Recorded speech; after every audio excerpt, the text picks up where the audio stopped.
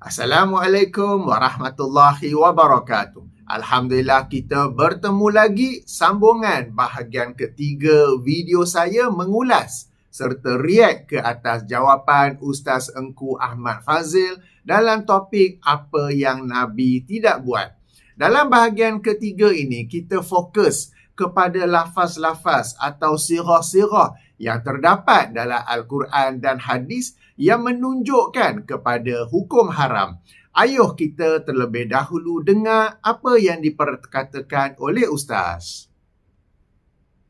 Yang kedua, berinteraksi dengan sumber hukum.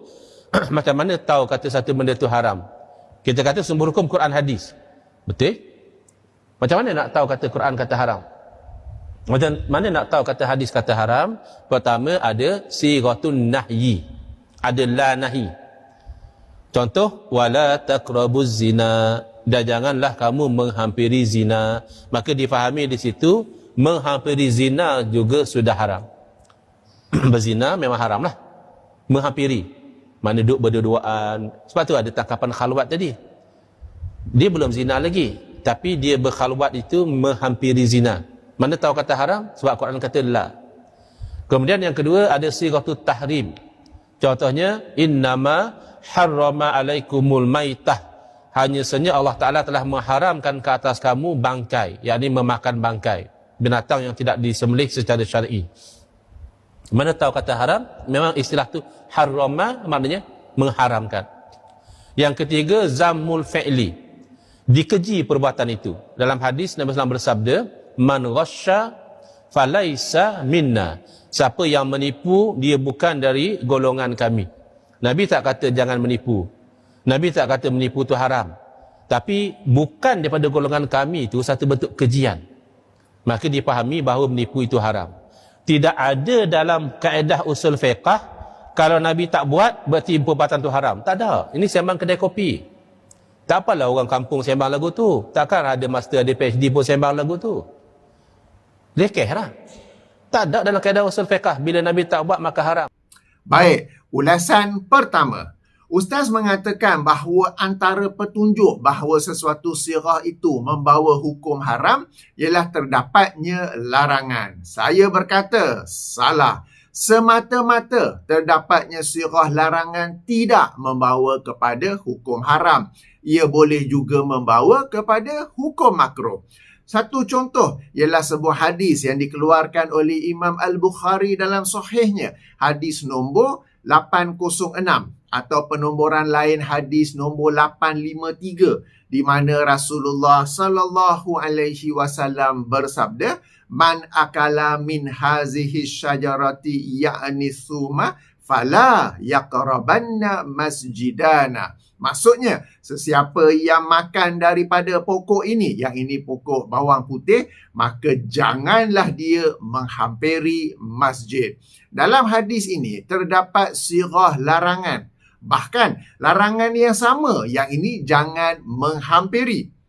Tetapi ia membawa kepada hukum makruh dan bukannya haram. Sama-sama kita maklum bahawa makan bawang putih ataupun apa-apa lain yang mengeluarkan bau yang tidak senang, makruh hukumnya untuk masuk ke masjid. Dan ini adalah dalilnya. Di mana dalam dalil ini terdapat larangan, namun dalam larangan tersebut ia membawa kepada hukum makruh dan bukannya haram. Justru semata-mata ada sirah larangan tidak membawa kepada hukum haram. Sebaliknya, hendaklah diperhatikan qarinah atau petunjuk yang lain. Contohnya, sirah larangan dalam ayat janganlah kamu menghampiri zina membawa kepada hukum haram berdasarkan petunjuk sambungan ayat. Ayuh kita baca, ayuh sama-sama kita baca ayat 32 daripada surah Al-Isra, surah yang ke-17. Di mana Allah Subhanahu wa taala berfirman,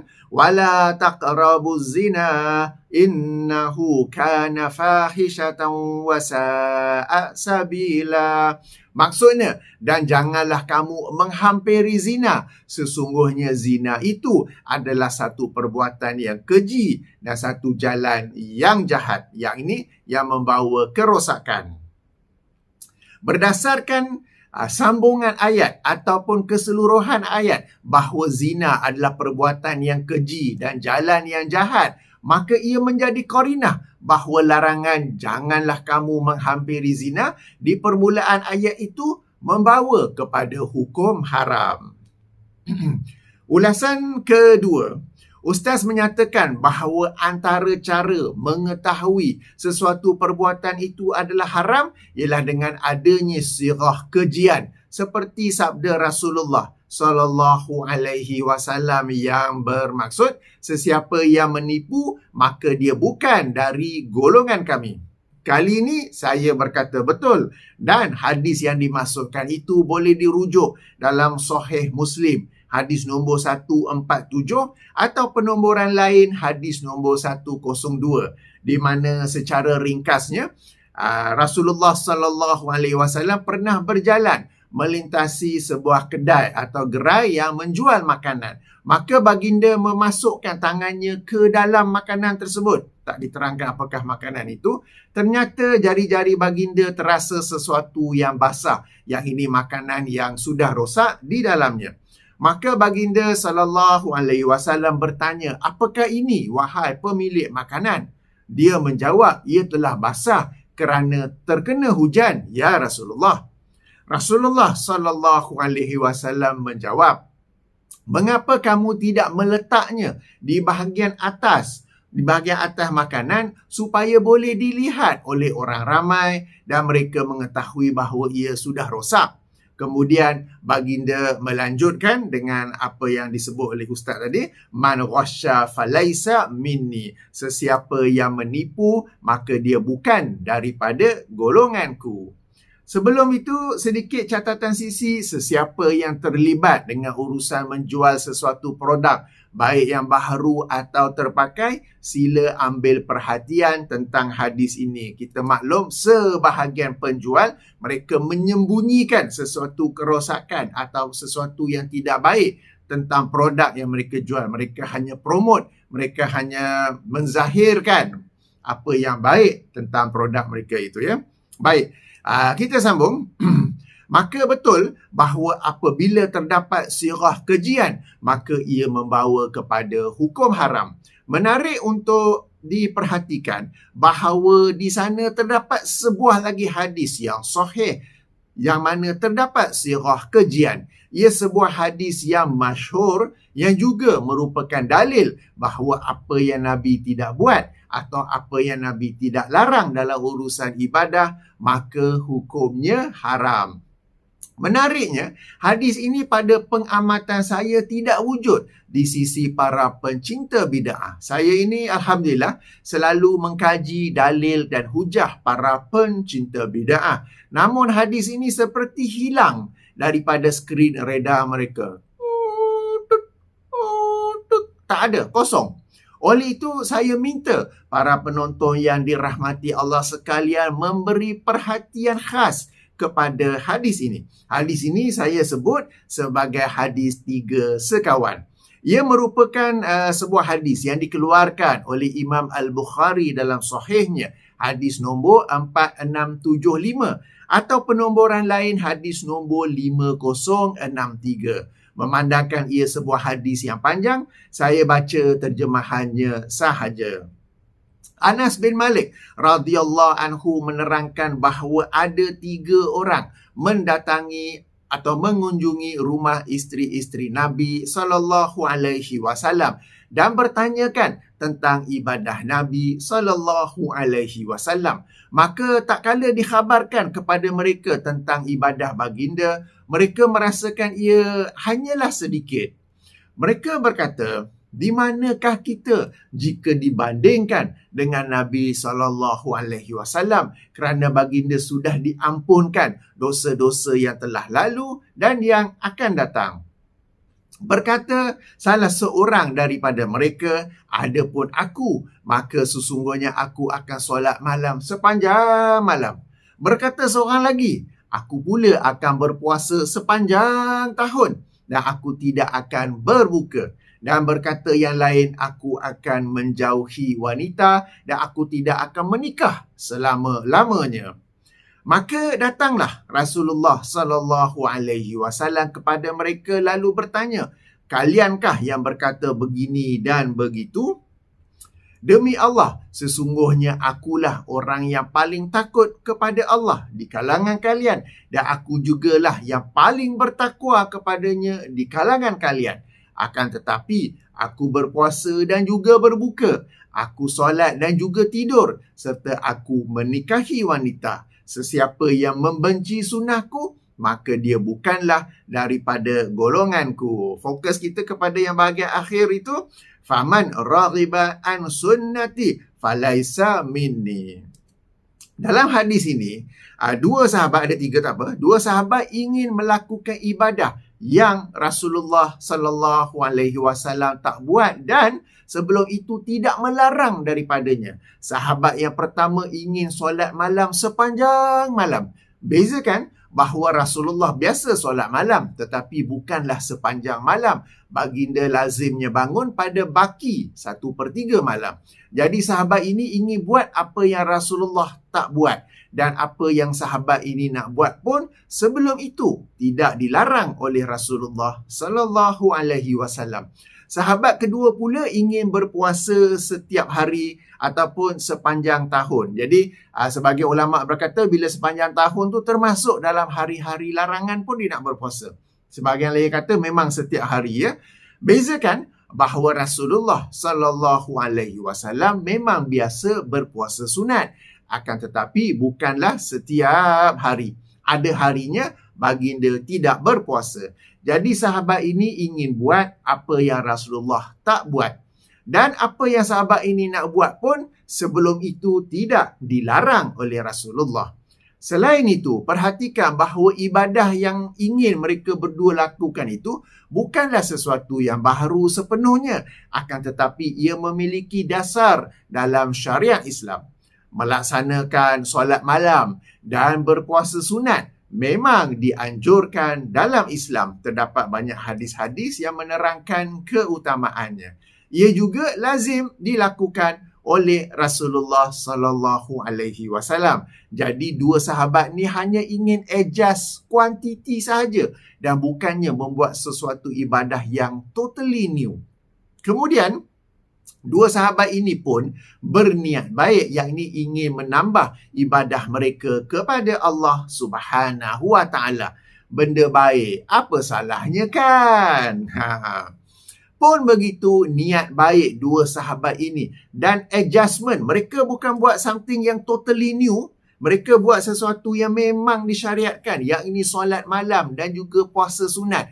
Mereka hanya nak adjust dari sudut kuantiti, nak buat lebih. Apa salahnya benda baik kan? Jadi adjustment yang ingin mereka buat itu, niat baik mereka itu telah dijawab oleh Rasulullah sallallahu alaihi wasallam sebagai sesiapa yang membenci sunnahku, maka dia bukanlah daripada golonganku. Daripada jawapan Rasulullah ini, kita dapat pelajari dua perkara penting. Pertama, apabila seseorang itu sengaja menyelisihi cara ibadah Rasulullah sallallahu alaihi wasallam, dia sudah dikira membenci sunnah Rasulullah sallallahu alaihi wasallam. Meskipun lisannya berkata kami cintakan Rasulullah, lisannya pula berqasidah memuji-muji, menyanyi-nyanyikan Rasulullah, dan perbuatannya pula menyambut hari lahir Rasulullah. Kecintaan terhadap Rasulullah dibuktikan dengan mengikuti sunnah baginda semampu mungkin, bukannya dengan membuat sesuatu yang berbeza. Kedua, pelajaran kedua, berdasarkan apa yang dikatakan oleh Ustaz Engku sendiri, yang ini apabila dalam sesuatu sirah itu terdapat kejian, maka ia membawa hukum haram.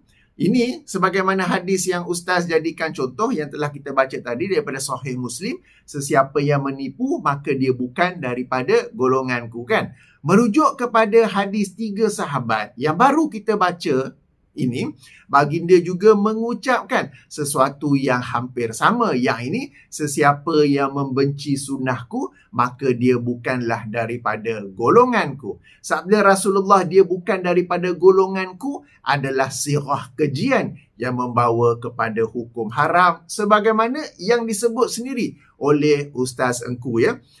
Kepada yang terlepas, tak apa, saya baca balik Sahih Muslim tadi macam mana? Man ghasya falaisa minni. Sesiapa yang menipu, maka dia bukanlah daripada golonganku. Dan hadis yang kita baca ni, faman raghiba an sunnati falaisa minni. Sesiapa yang membenci sunnahku, maka dia bukanlah daripada golonganku. Maka kejiannya tu terletak di hujung ni, yang ini falaisa minni. Kedua-dua hadis sama, falaisa minni, dan ini adalah sirah yang menunjukkan kepada hukum haram.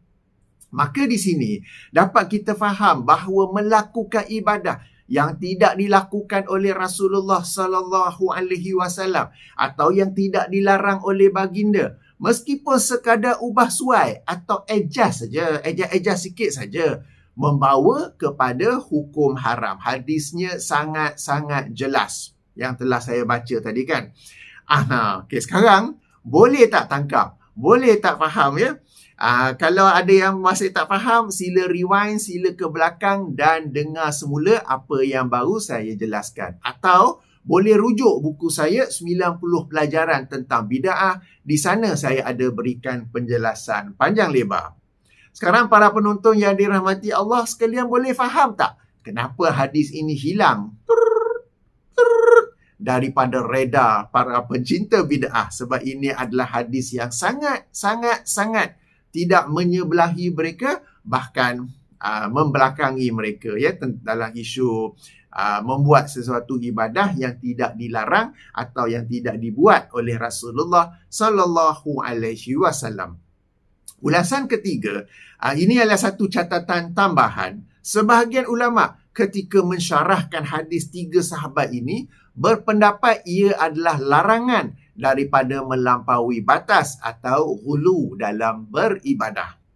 Saya berkata, pertama, ya, seandainya apa yang dirancang oleh 3 sahabat itu adalah ghulu, nescaya Rasulullah sallallahu alaihi wasallam akan melarang mereka sambil mengaitkannya dengan larangan ghulu. Ini sebagaimana yang baginda dalam hadis-hadis yang lain menyebut ghulu ketika melarang ghulu, ya.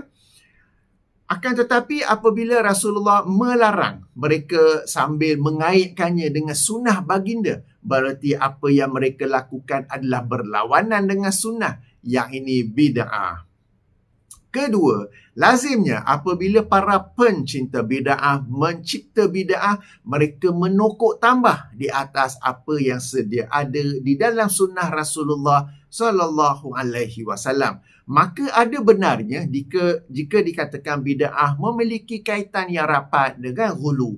Ini kerana ghulu bermaksud melampaui batas atau berlebih-lebihan, dan ini memang selari dengan ciri lazim para pencinta bid'ah yang menambah di atas apa yang sedia ada dalam sunnah Rasulullah sallallahu alaihi wasallam. Pun begitu, ada juga bid'ah yang berbentuk mengurangi. Okey, mengurangi dan bukannya menambah. Sebab tu saya kata tadi lazimnya, ya. Satu contoh seperti mana video yang saya sebelum ini, mengurangi lafaz-lafaz zikir kepada Allah sahaja, kemudian dikurangkan lagi menjadi dan hu, ya. Ulasan keempat, satu lagi catatan tambahan, para ulama membahagikan bid'ah kepada 2 jenis. Pertama ialah bid'ah hakikiyah. Yang ini bid'ah yang secara keseluruhannya adalah baharu dan tiada langsung asalnya daripada Al-Quran dan sunnah Rasulullah sallallahu alaihi wasallam. Mudah kata, it is totally new. Kedua ialah bid'ah idhafiyah. Yang ini bid'ah yang dari satu sisi memiliki asal daripada Al-Quran dan sunnah Rasulullah, sementara dari satu sisi lain ia adalah baharu berbanding Al-Quran dan sunnah Rasulullah. Ringkasnya, part of it has some basis in the Quran and sunnah, while part of it is totally new. Kebanyakan bid'ah atau hampir semua bid'ah adalah dari jenis bid'ah idhofiyah. Hadis 3 sekawan yang kita baca tadi, mereka ingin melakukan bid'ah idhofiyah. Namun, daripada jawapan Rasulullah jelas bahawa hukum bid'ah idhofiyah adalah haram hukumnya. Bahkan saya sendiri belum jumpa atau tak dapat nak bagi contoh bid'ah hakikiyah, yakni bid'ah yang totally new. Semua bid'ah yang para pencinta bid'ah buat dan amalkan, ia di satu sudut, di satu aspek ada asasnya daripada Al-Quran dan As-Sunnah. Cuma macam saya kata dalam video sebelum ini, mereka menganggap apa yang sedia disyariatkan itu memiliki kecacatan, memiliki kekurangan, memiliki apa-apa lain yang tak betul, lalu mereka kena improvise, mereka kena perbaiki, mereka kena sempurnakannya, mereka kena tokok tambah. Jadi yang disebut sebagai bid'ah idhofiyah. Bid'ah hakikiyah, saya tak dapat fikirkan satu contoh yang ada bid'ah idhofiyah. Semua bid'ah apa ia ada asal daripada syariat Islam, cuma mereka adjust sana sini ya. Baik. Ulasan kelima, dalam menerangkan sirah-sirah yang membawa hukum haram, Ustaz tidak menyebut satu sirah. Sengaja tak sebut atau terlupa, entahlah. Tetapi sirah itu adalah apabila sesuatu larangan diancam dengan neraka atau azab neraka, maka ia juga membawa kepada hukum haram. Hadis larangan bid'ah. Hadis larangan bid'ah, ada atau tidak ancaman neraka di dalamnya? Semua orang tahu jawapannya ada. Ia merujuk kepada hadis yang dikeluarkan oleh Imam An-Nasa'i dalam sunannya. Hadis nombor 1560 atau penomboran lain, hadis nombor 1578. Hadis yang panjang di mana sebahagian daripadanya Rasulullah sallallahu alaihi wasallam bersabda, wa syarrul umuri muhdatsatuha wa kullu muhdatsatin bid'atun wa kullu bid'atin dalalatun wa kullu dalalatin finnar. Maksudnya, dan seburuk-buruk urusan adalah perkara-perkara baharu, dan setiap perkara baharu adalah bid'ah, dan setiap bid'ah adalah sesat, dan setiap kesesatan tempatnya dalam neraka. Antara bentuk bid'ah ialah meyakini akidah yang tidak diyakini oleh Rasulullah sallallahu alaihi wasallam dan beribadah dengan ibadah yang tidak dilakukan oleh Rasulullah sallallahu alaihi wasallam. Sekali lagi saya tertanya-tanya, sengaja tak sebut atau terlupa sebut bahawa sirah yang mengandungi ancaman neraka membawa kepada hukum haram? Sebab kalau sebut, orang akan tahu, bukankah hadis larangan bid'ah ada ancaman neraka di hujungnya? Bererti bid'ah tu haram lah kan? Lalu kalau tak sebut, mungkin orang tak ingat, orang tak terlintas kan? Jadi sebab tu saya tertanya-tanya, tak sebut ke, sengaja terlupa sebut ke, macam mana tu? Tanya saja. Okey. Ulasan ke-6, meskipun hadis larangan bid'ah daripada sunat An-Nasa'i ini diancam dengan neraka, kami para pencinta sunnah dari kalangan Ahlus Sunnah wal Jamaah tidak mengatakan semua pengamal bid'ah confirm memasuki neraka. Ini kerana neraka adalah hak Allah Subhanahu wa taala dan memasukinya atau tidak adalah di atas kehendak Allah. Namun kami ambil maklum dengan ancaman neraka, dan dengan itu kami berusaha untuk menjauhi semua bentuk bid'ah, baik yang besar mahupun kecil, baik yang jelas mahupun samar-samar, baik yang disepakati atau diperselisihkan. Dan atas kasih sayang kami kepada sesama umat Islam, kami juga menasihati semua agar menjauhi bid'ah. Kami menerangkan apakah akidah, apakah ibadah yang bid'ah agar semua umat Islam dapat menjauhinya sekaligus menjauhi ancaman neraka. Berbeza dengan para pencinta bid'ah dari kalangan ahlul bid'ah wal jamaah, mereka berkeyakinan neraka adalah hak manusia. Lalu mereka sering menyindir dengan mendakwa kami para pencinta sunnah suka menerakakan umat Islam. Padahal kami hanya memberi peringatan sebagaimana Rasulullah sallallahu alaihi wasallam juga memberi peringatan. Neraka atau tidak, itu merupakan keputusan mutlak Allah Subhanahu wa taala. Ulasan ke-7. Dalam potongan video tadi, kita dapat lihat, kita dapat dengar Ustaz kononnya berbicara ilmu usul fiqh dan meremehkan orang yang berbeza pendapat sebagai sembang kedai kopi. Juga, saya nukilkan semula ya, takkan ada master, ada PhD pun sembang lagu tu. Lekeh lah. Tak ada dalam ilmu usul fiqh. Apabila Nabi tak buat, maka hukumnya haram. Okey. Maka daripada ulasan-ulasan saya yang 6 tadi tu, jelas kepada kita bahawa siapa yang sebenarnya sembang kedai kopi. Bahkan siapa yang sebenarnya tidak jujur dalam berbicara kerana mendiamkan hadis 3 sahabat dan mendiamkan antara sirah yang membawa hukum haram ialah apabila ia diancam dengan neraka. Nak kata salah pun ada, macam ulasan saya yang pertama tadi, semata-mata dalam lafaz, dalam sirah Al-Quran atau hadis adanya adanya larangan. Tidak semestinya membawa kepada hukum haram, ia juga boleh membawa kepada hukum makruh. Haram atau makruh, kita kena lihat kepada petunjuk-petunjuk yang lain atau korinah-korinah yang lain. Ya. Jadi, sesiapa yang belajar ilmu usul fiqh akan maklum tentangnya.